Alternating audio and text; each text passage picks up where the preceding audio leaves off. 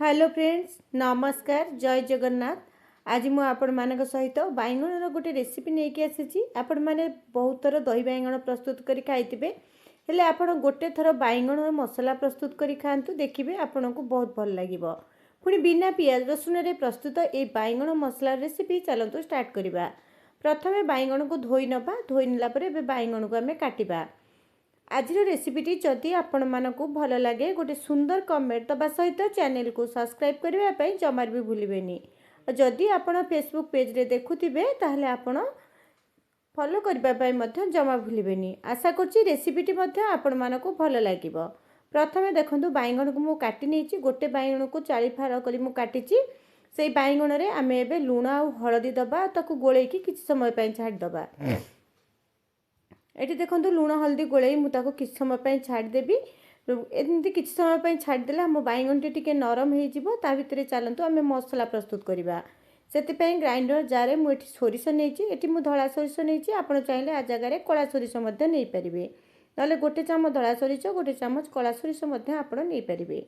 गोटे चामच मुझे जीरा, आधा चामच पान मधुरी।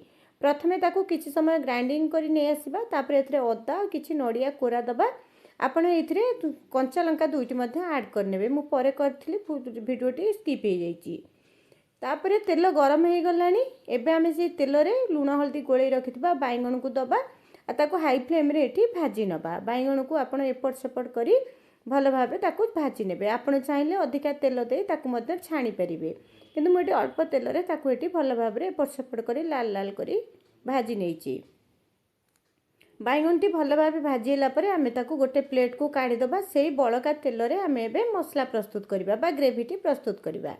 से बैगण गुड़िक देखु मुझे सबू बैगण गुड़िक काढ़ी नहीं। एबे से बड़का तेल रे आम एठी जीरा दबा। जीराटी फुटीगला बाटी रखिथिबा मसला को आम एबे ऐड करदबा। मसलाटी को देला परे आम ग्राइंडर जार को धोईकी मध्य किछि पानी दे दबा। ताको टिके मिसई नबा। आम एबे सेथिरे लूण आउ हळदी गुंड मध्य ऐड करनबा।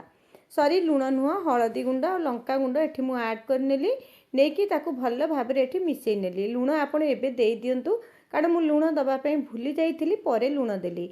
आपण एई समय रे लूण टिके ऐड करनेबे। मसलाटी टिके भाजी आसिले एठी आधा गिना दही मु ऐड कली। दही देई ताको भल भाबे मिसई नबा। दहीटी खट्टा न होबा दरकार, फ्रेश दही आपण नेबे। तापरे देई ताको भल भाबे मिसई नबा। दही देला परे कंटिन्यूस गोलेबे मसलाटी फुटिबा पर्यंत।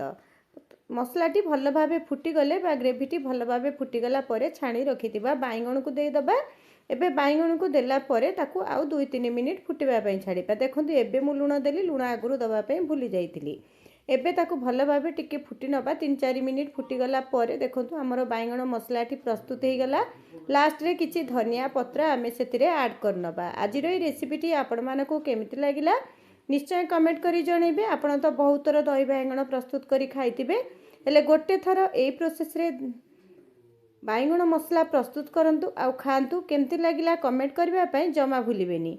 एई प्रोसेस रे आपण थरे बैगण मसला निश्चय प्रस्तुत करंतु। देखिबे माछ खाइबा पई मध्य आपनको फिका लागिबो, कारण आमिष ठारी आहुरी स्वादिष्ट लागिबो आपनको ए बैगण रेसिपी। रहुची नमस्कार, जय जगन्नाथ।